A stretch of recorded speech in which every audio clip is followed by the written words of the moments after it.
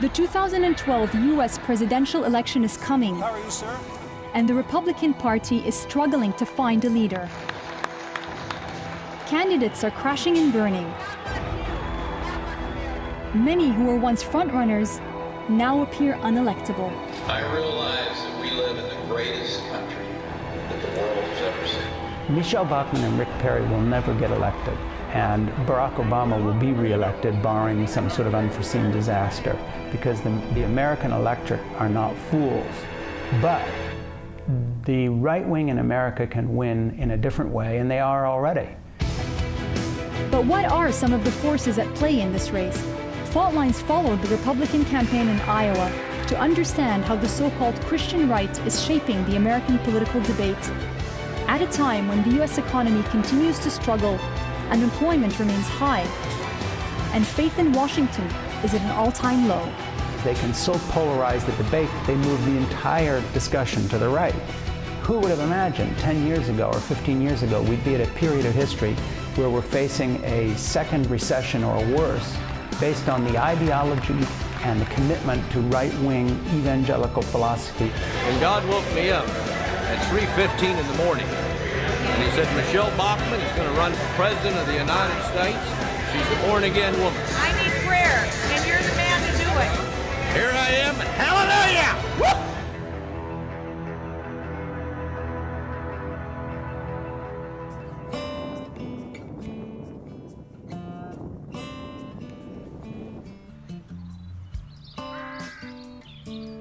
Iowa, in America's Midwest, America's heartland.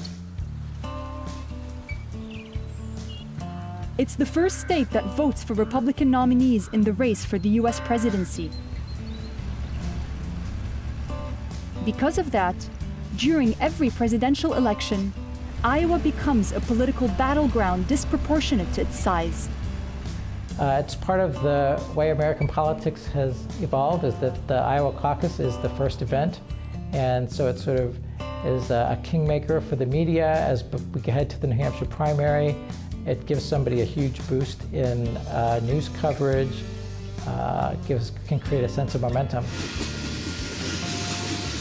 It's what President Bush Sr. coined the Big Mo, which Republican candidates hope will sweep them into the national consciousness and into the White House.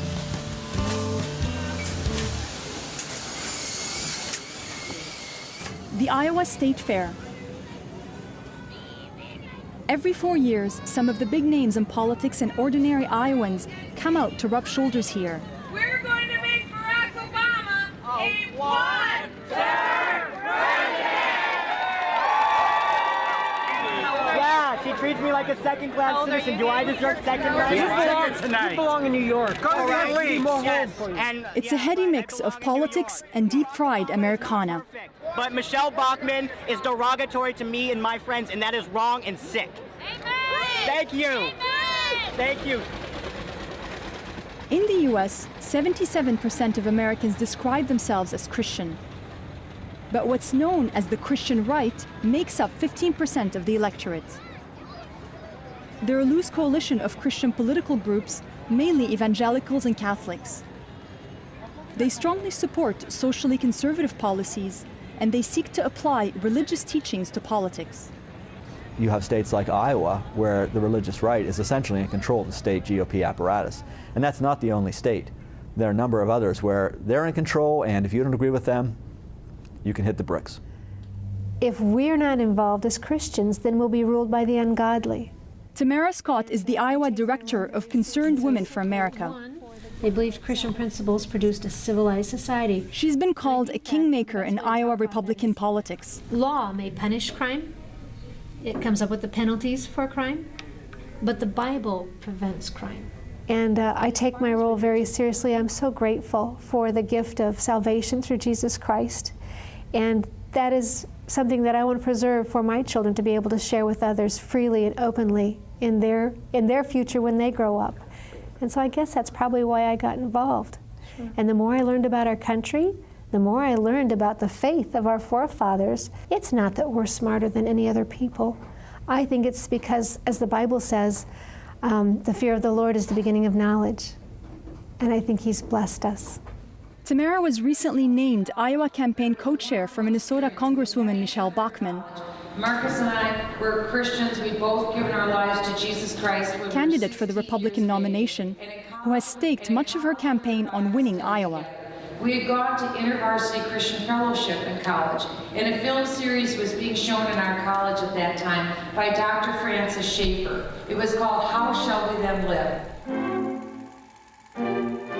And when we accept Him as Lord, it means that we come to live under the absolutes, the moral absolutes, which the Bible gives. That groundbreaking film, which came out in 1977, politicized issues like abortion and blamed secularism for the decline of Western society. The only way forward, Francis Schaeffer argued, was to get back to what he called America's biblical foundations. That our society would affirm the base that gave us the form and freedoms in the first place. That is a return to God's revelation in the Bible and as He has revealed Himself in Christ. Well, Michelle Bachmann is someone who comes out of the evangelical movement that I grew up with, and in fact she's quoted quite often as saying that she was inspired to go into politics because of my father's right-wing evangelical writing. Frank Schaeffer is the son of Dr. Francis Schaeffer. As a young man, he directed and produced the film that is credited with injecting religion into American political life. He's now left the movement. I think it was wrong, and I think we've unleashed something. We played a small part, put it in real perspective, of unleashing something into American politics that is exactly what we were talking about before, and that is we helped foment the American Christian version of this collision between fundamentalism and modernity. Since the 1960s, the Christian right has been on a path to right what they see as the wrongs of modern America. Starting with a fight to ban abortion, when the landmark Supreme Court decision, Roe v. Wade, struck down many state laws restricting the practice. In 1988, 15 years after Roe v. Wade, the movement had a candidate of their own for the Republican nomination. Pat Robertson, a businessman and televangelist who had never held public office. But despite gathering millions of grassroots supporters, he failed to get the support of the party rank and file. Well, Pat Robertson ran for president back in '80. He crashed and burned, and everybody wrote the Christian right off at the time. The actual legacy of that race is not that he ran and wasn't successful. It's the political structure that he created after the race. So really what you're seeing here is throughout the 80s and especially into the 90s, a well-organized, well-funded effort to get involved in the Republican Party by the evangelical right from the ground up. The potential power of that mobilized base wasn't lost on conservative politicians like George W. Bush, himself born again. Their support was instrumental in propelling him into the White House. So if a president can put his stamp on the federal court system, he or she can have a reach that goes far beyond the term in office. And we're seeing that now at the U.S. Supreme Court. So many decisions dealing with church-state separation and social issues are 5-4 in favor of the conservatives because George Bush reshaped that court with Chief Justice Roberts and Justice Alito. Fast forward to the upcoming 2012 election, and on social issues, there's little daylight between those fighting for the Republican nomination.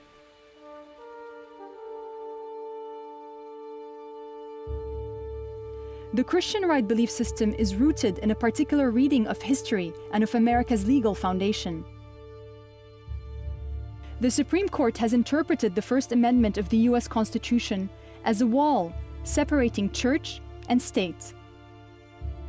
But the modern Christian right believes that America's founding fathers based the Constitution upon Judeo-Christian principles, that Christianity should influence government, and that it's the responsibility of Christians to safeguard the country against secular humanism. So we absolutely must have religious influence in the United States of America. Our Constitution was designed for religious people. It was designed by religious people. And the principles of our law and our Constitution come directly from Moses and his system of government. And that information is not taught anymore. Carrie Gordon is an influential pastor at Cornerstone Church in Iowa's Sioux City, where many of the candidates have shown up to campaign. Gordon preaches politics from his pulpit and openly admits he violates the federal law banning tax-exempt organizations like churches from getting involved in political campaigns. What's happening all around you in a very simple way? Hedonism. People murdering their babies. Children shooting each other in a school. Parents putting their sexual fetishes above the needs of their little children.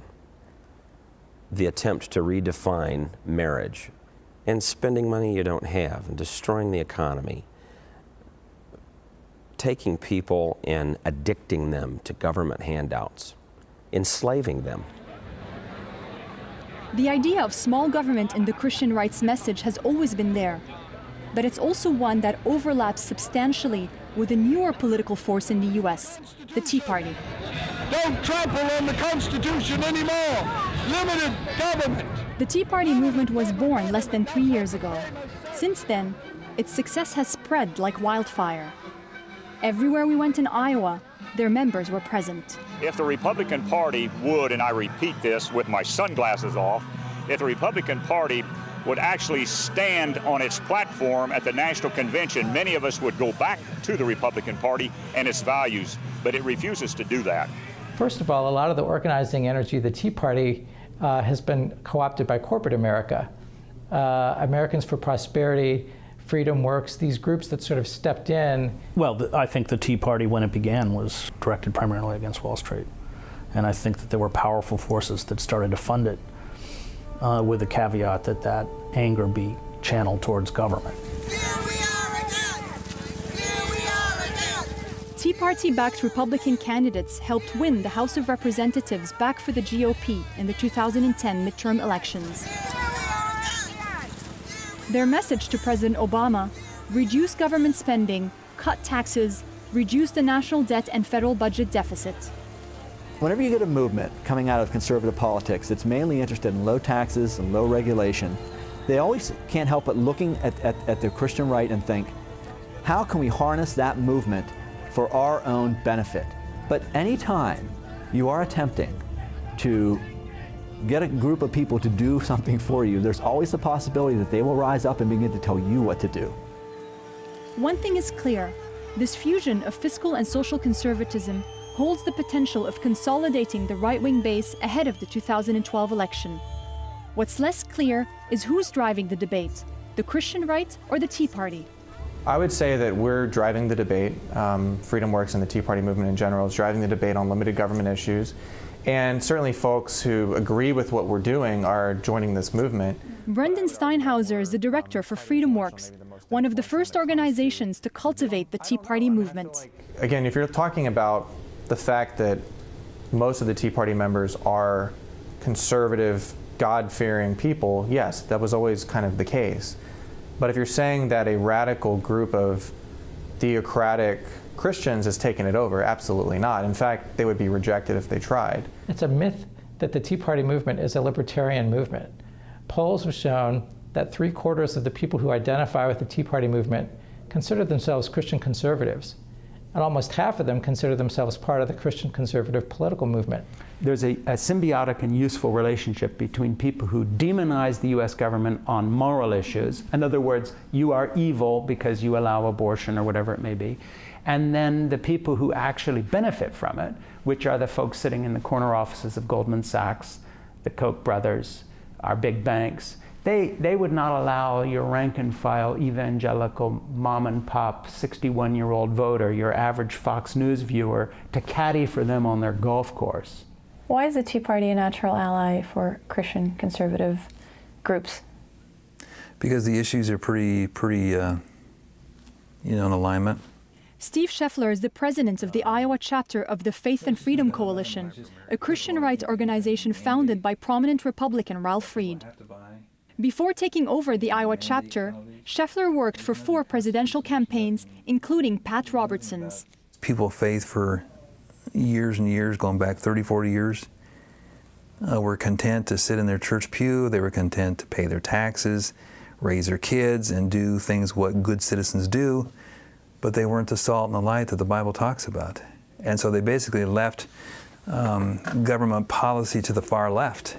So basically there's been that void of people that founded this great country have been absent from the political arena until recently. Well, what really struck me at the last couple of religious right meetings I attended, and that would have been Ralph Reed's Faith and Freedom meeting in June and the Values Voter Summit in October, most of the talk was about taxes and jobs and Obamacare and all of this sort of economic rhetoric. And I saw that as a deliberate effort by the religious right to say to the Tea Party, hey, look, we're with you on these things. We agree with you and come work with us. I have a very consistent record of fighting very hard against Barack Obama and his unconstitutional measures in Congress. In the spin room at the Fox News Republican debate in Iowa, the major themes were straightforward. I am a conservative problem solver. I am pro-life, I'm pro-Second Amendment, I'm pro-growth on economics. Reducing the size of government and opposing abortion. I didn't cut deals with special interests where you put the pro-life issue together with tax increase issues. That's a fundamental. It's a non-negotiable. The push from the Christian right over the last decades, and the Tea Party more recently, means that almost all the candidates are singing from the same hymn sheet. It has become virtually impossible for a Republican candidate to compete in the primaries without kowtowing to the religious right. Moderate Republicans are an endangered species, if not almost entirely extinct. Well, it's been a combination of, people wanting us out of the party and others not willing to stand up. So the far right thinks I'm the poster child for everything that's wrong with the Republican Party. Former Governor of New Jersey, Christine Todd Whitman, served in the administration of President George W. Bush. She says Republicans like her are being forced out of the party. Because I tend to be moderate. I am fiscally conservative, but I am socially inclusive. I don't have a problem with gay people. I mean, I believe that climate change is real. I believe in a woman's right to choose. I don't want government in my bedroom. Today there are 8 different pledges that you need to sign, practically need to sign, but there certainly is the no new taxes pledge. There's the anti-abortion, and there's the anti-gay marriage. Those all seem to be the base, as we call it. Those are the litmus tests for the base. Back at the Iowa State Fair, we met with a group called the Family Leader. The organization had drawn up a social contract and asked Republican candidates to sign it. Known as the marriage vow, it's called on them to commit to restricting marriage to a man and a woman and reject Islamic Sharia law. But the organization had to retract part of the text that suggested African American children were better off under slavery. Matt Reister is the Family Leader's Director of Development. That marriage pledge, was a small part of that, but the larger vision is to really let these candidates share their values, both socially and fiscally, with our people. And then, we trust a lot of our people to go out and make a good decision based on the things we believe. For Reister, big government is symptomatic of a deeper moral crisis in the United States. Largely, not in every case, but largely, if you would go back to the breakdown of the family, where a mom and a dad raise kids, they teach them values of hard work and responsibility, you'd eliminate a whole lot of fiscal cost to the government. Interestingly, the areas of the country that have the highest divorce rate in America are the Bible Belt. So if there's a problem with the family, religious right leaders need to look inwardly. Ladies and gentlemen, the President of the United States.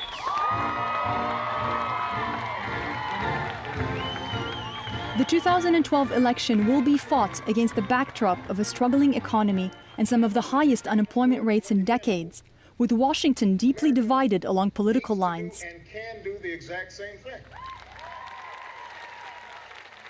60% of Americans disapprove of President Obama's handling of the economy, a record high. Minnesota was the unofficial launch point for his re-election campaign. We have a political culture that doesn't seem willing to make the tough choices to move America forward. His opponents are not just using the economy to attack him. Some are doing it in any way they can. There are some points of view that are so outlandish that are now in the debate. Barack Obama wasn't born in America. He's not an actual citizen. He's a secret Muslim. He's the Antichrist. We don't want to even refinance our debt limit. Abortion is murder, even when it's stem cell research in a petri dish. All these things have pushed the debate to the extreme that what these folks can do is bring our system to a grinding halt, because there's nothing to discuss here. It's a fact-based world versus Bronze Age mythology. I think the difficult economy and the extent of unemployment and real economic suffering that's out there opens the door to a lot of dangerous demagoguery. I think that's something that happens, historically. When people are hurting, they often are open to politicians who place the blame elsewhere. You are suffering because immigrants are stealing your jobs. You are suffering because this stealth Muslim in the White House is trying to destroy the country. The common denominator is not finely economic, it's despair. And so this is a movement that knows how to prey effectively on that despair, as all totalitarian movements do. The assault on the working class is now being carried out by corporate forces against the middle class. And it's that insecurity, that instability, that what Hannah Arendt calls the atomization, the disconnectedness, which pushes people into the arms of that movement.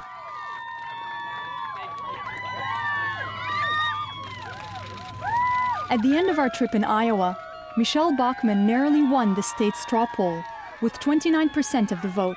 Thank you for everything that you guys did. You were wonderful. Her polling numbers have since tumbled. Others too have risen and then fallen. But the Christian right is mobilized, and they will have a say in the Republican Iowa caucus in January. Now it's on to all 50 states. God bless you, everyone. The way the government's going is just stirred up the grassroots. And if Michelle and the others can stir up people that have never participated in politics, you have no idea how many hundreds of thousands or how a vote might go when you got that sleeping giant out there that stayed out of politics. There will be more money poured into the 2012 presidential election than any other in history. Not just to the Republican candidates, but into Obama's re-election coffers as well. Money has come to define U.S. politics. The personal narratives of the candidates are irrelevant. Neither the Democratic or the Republican Party will be able, any candidate, to significantly alter the structure of the corporate state. And to focus on the personal narratives of candidates is just what they want you to do. You have corporate forces that purport to pay fealty to electoral politics, the Constitution, the iconography and language of American patriotism, and yet have rendered the citizen impotent. And that is the fact of American political life. Going into 2012, Wall Street continues to spend hundreds of millions of dollars in lobbying against regulation, and the wealthiest are getting wealthier.